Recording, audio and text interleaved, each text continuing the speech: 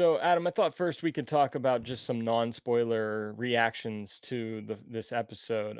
So Yeah. what were your overall thoughts about chapter Uh, 9? I had a lot of fun with this one. I have a minor nitpick, tiny little minor Mhm. nitpick, and then the rest of it I loved. It was just so much fun. Looked beautiful. Performances were great again. Casting was on point, and we'll talk about that later.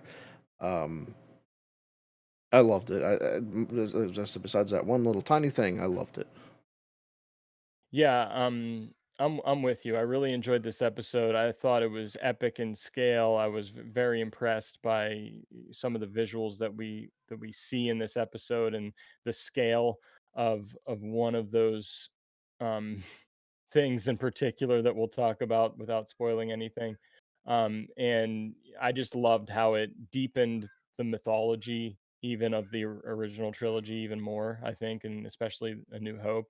Um, and we get a lot of tie-ins. We get a lot of nice nods and references to A New Hope and everything. And so I thought that was I thought that was just really awesome stuff, and even some ties to you know prequel trilogy stuff as well. So it was really cool to see that. And just like you, I enjoyed it. I might have like a minor nitpick or two to talk about. So um, at this point, I think we're going to just go ahead and go into spoiler territory because we're going to talk about all the Easter eggs that we noticed or those kind of nods and references to other Star Wars works.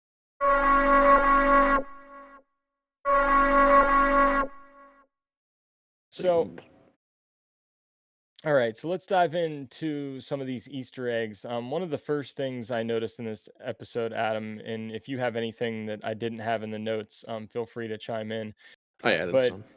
okay, the graffiti that we see coming into before we get into where that kind of arena is with that wrestling type ring, Hmm. um, we see some graffiti on the walls, and it looks to be like I would say anti-imperial graffiti to Seemed my that way. eyes. Yeah, I mean, I don't know if you noticed anything else or if you think it has any meaning behind it or other than just kind of surface level. But I don't know if it has um, meaning, but I know that there are. I know that people have paused and kind of mhm, checked that out, but um, there's things like trooper outfits and droids and things like that on it. yeah. But yeah, I think I've seen something about Grievous being in there. Mm, I haven't stopped to find all that stuff, but yeah, yeah. seems like and I don't know if I don't know if it had a meaning or a purpose. It may, or if it was just kind of some images from the franchise as a whole. Right. So, there could even be more within in the graffiti itself that could be references to things as well. Um Yeah, indeed. And also, I mean, that now that we're in spoiler territory, we find out, that the Mandalorian he's searching for other Mandalorians basically because he thinks that they could link him to the Jedi and return the child to his kind, which he believes to be the Jedi. And we learn that he needs to go back to Tatooine because the character Gor that he Koresh. confronts in what was it again? Gor Koresh. Gor Koresh, Hmm. um, tells him that he knows of a Mandalorian that's on Tatooine. So we find out we're going back to Yeah. Tatooine. First of all, that scene with Gore, that's Favreau's character, and that's just Okay. so Godfather. That scene, Yeah, you yeah, know. yeah, And for then it sure. totally, once we get to Tatooine, it totally changes. It's pure Western from there on out. Oh But yeah, yeah, that yeah. scene with the fighting, with the fights and stuff, that is just so. Gor Koresh is just a mob boss. You know, Yeah, he's I gangster thought through and I through. thought that was an excellent opening scene and excellent action there in the beginning. And Mando really, and I mentioned this, he kind of to me feels like the Dark Knight in a lot of ways. He feels like Batman to me. The way he fights, the way he interrogates, it's very Batman-esque, and I love that. Um, And actually, so I that misspoke. That wasn't John Favreau. That was John Leguizamo. okay. I don't think I'm saying his name right, but that was John Leguizamo. Yeah, I believe that he was in the Netflix series. It wasn't a Netflix series, but it's on Netflix now. Waco. I think he was Okay. in that. Um, but yeah, so once we get to Tatooine, of course, we revisit that character, that female character that I can never remember her name. Um, but we see that she is in possession of R5, which is the red kind of droid we see in A New Hope. Basically, they were going to purchase R5, and then it had a bad motivator, so they end up going with R2D2, of course. But Yeah. it seemed like you could see where the kind of damage from the motivator was, or maybe they repaired the motivator, which I thought was a nice touch as well. And by the way, that's Amy Sedaris, and she's Peli Motto. Okay. Okay. Thank you. Yeah. So we get to see, the familiar droid from A New Hope, and then we also find out that there is a crate dragon, that is kind of just terrorizing, um, this town, and maybe more of the planet, but mainly this area that we spend the most time in this episode. And we can actually see the bones of one of these crate dragons as well, which I think are the same bones that C3PO is standing near in A New Hope, when we see him there.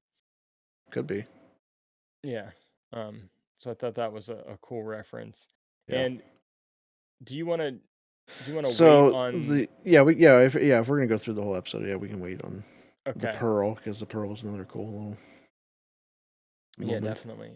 And I thought one of the coolest things about this episode is that they pull a character from Star Wars canon, from a novel, from Aftermath, and they put him into live action, and that is Cobb Vanth, um, who of course we were introduced to in one of the interludes. And for whatever reason, yesterday I was kind of starting to put pieces together in my mind, and I was like, you know what? I better go back and read this interlude about Cobb Vanth, because there were rumors, um, that we could be seeing this character, maybe even played by, is it Timothy Timothy Oliphant. Oliphant? Yep. Oliphant? Oliphant. Yep. Um, and that is exactly what we ended up getting, and I thought it was super cool that they were. Hmm.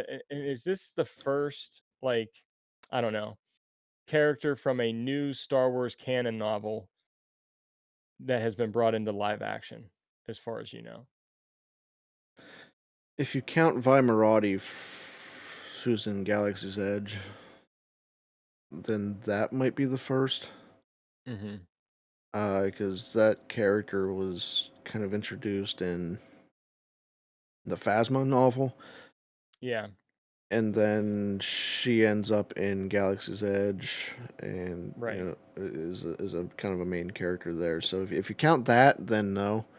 Mhm. But it's pretty dang close. Yeah, and I think this is really something I've been wanting to see. I've been wanting to see something from a character from a novel brought into live action, um, or even characters from, like, animated brought into live action. So I'm hoping we'll get to see Yeah. that too. And if this is any indication, I think there's going to be a lot of connections to other canon materials.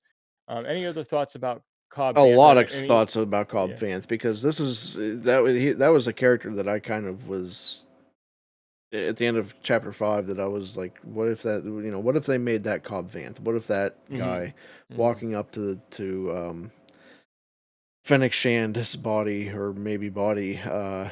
what if they made that Cobb Vanth? Because it kind of Yeah. made sense. Cobb Vanth in the novel fancies himself the sheriff of Hmm. Freetown, I think they call it in there. Uh, Yeah, and this and episode's called The Marshal, so it's the kinda like the Marshal. sheriff type Yeah, and then I character, mean you you know? cast like so I talked a little bit before about casting being on point, and you cast like Timothy Oliphant that does all kinds of westerns and that type He's of character. perfect for the role. Yeah, Yeah. yeah, it was perfect. It was just Mhm. as I'm looking at casting rumors and the possibilities here, it just all kind of fell into place that I was pretty sure that really could be Cobb Vanth. And then when he Right. shows up in Boba's armor, because he's wearing Boba's armor, and um, I knew it. Like before he said his name, I was like, "Yeah, it's Cobb. They did it. That's Cobb Vanth," Yeah. And then he reveals himself, and that's who it is. And I was jazzed. I'm totally excited that that's now happening. It's about time, to be honest. Yeah, Uh, I think it's very exciting that if you're investing, I think the fans have been wanting to feel like their investment is paying off when they read these novels, when they dive deep yeah, into the yeah, canon, and it's really starting to pay off now here in The Mandalorian. yeah. Um, Now, my one nitpick that I have to mention here is Cobb starts giving his backstory a little bit. And the backstory does change a little bit from what happens in Aftermath. Mainly in mhm, Aftermath, and I'm forgetting the character's name that he meets up with.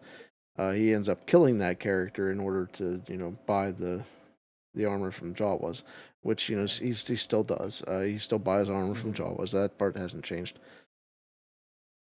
But the way that the manner he goes about it is different. Um, now, there's two things. I mean, I'm not like upset by that. It's a little frustrating, but I'm not upset by that. The thing about that is, it would have been very easy to just sidestep that, because he has that line in the cantina that says, where he says, I bought it from some Jawas. That's mhm, enough, I think in the show that's enough, and then you don't, you can get the backstory about what happened to Mus Pelgo, but how he got the armor, maybe he we bought it didn't need from that some Jawas. flashback. Is that what That's what you're I'm saying? saying. Like, That part of the mhm, flashback, yeah, yeah, because he kind of weaves that story into what happened to Mus Pelgo. yeah, Um, so the flashback is fine, but I think it would have just sidestepped a bit of an issue if you just kind of focused on the Mos Pelgo history and not yeah, so much the armor history. So the other thing about this is the story he tells in the show kind of paints him in a better light than murdering someone to buy the armor. mhm, mhm, So if you're looking for a headcanon way to explain that away, he might just not want to admit that he murdered a guy to buy the right, armor. Uh, so it can fit. Uh, yeah. there's a little dancing that has to go on, and that's a little frustrating for me, but it can fit. Yeah. Now, I'll say for me, I kind of have I guess, a different point of view on this one, just because it didn't bother me at all. I mean, and I'm more of everybody knows probably that I'm more of a movie and TV guy than I am a book guy.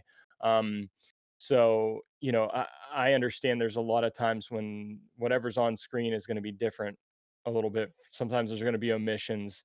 I saw this as being kind of a similar omission as, something when you're making a Harry Potter movie and you leave certain things out, just because it takes more time to show it on screen than maybe you want to have. But yeah, I mean, the flashback scene, maybe we just could have done without that. Like you said, I think you had a Yeah. good way of It's just saying frustrating how that it could have that been done. story is Right. established, that part of the story is established, Mhm. and this seems to contradict that. And it's Right. just, it's not a big deal for me. I wasn't upset Mhm. by it, but it was pretty obvious for me, and it's just frustrating. It's Yeah. messier than it has to be. Right. That's fair enough. Yeah. But I think we can both agree that we definitely love the introduction of this character to the Yeah, oh show. yeah, and I want to see And him back. I hope that's not the only time we see him. yeah. They Hmm. mentioned they hope their paths cross again. I hope that happens. Yeah. The So, other little minor nitpick I had, and was with the visuals when he's wandering through the desert just before he falls over and the sandcrawler finds him. mhm. That scene looked just a little plasticky, and I don't know what it is. Yeah. It doesn't look quite right, and I don't know if it's like over CG'd or something. I don't know what it is, but it Mhm. just doesn't look quite right. I don't know.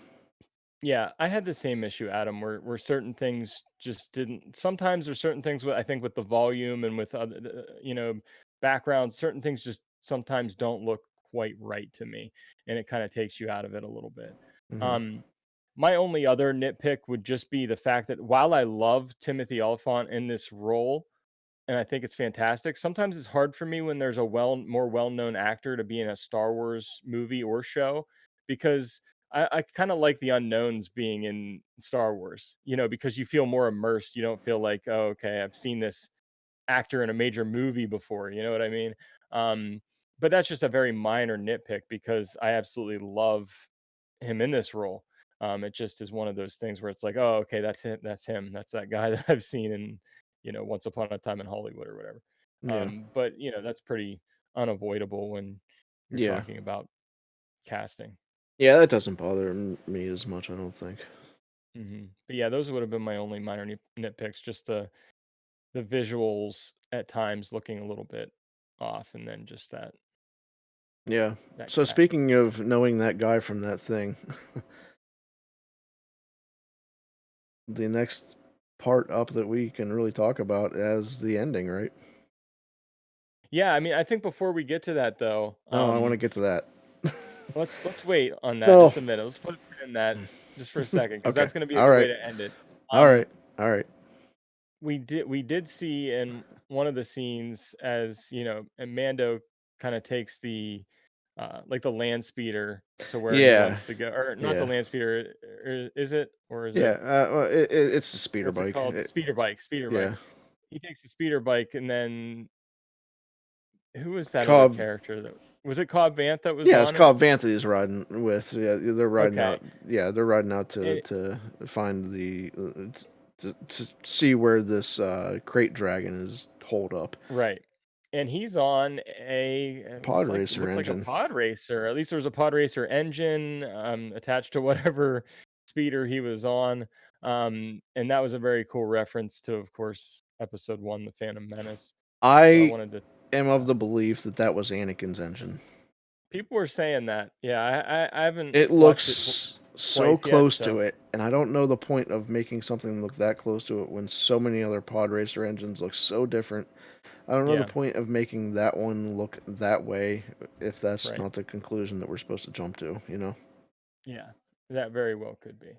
Um and you know what? I'm going to have to save this character reveal for even a little bit later, just to Mm, string you along a little bit more. Um, we talked about a couple of the nitpicks and a couple of the low points of this episode.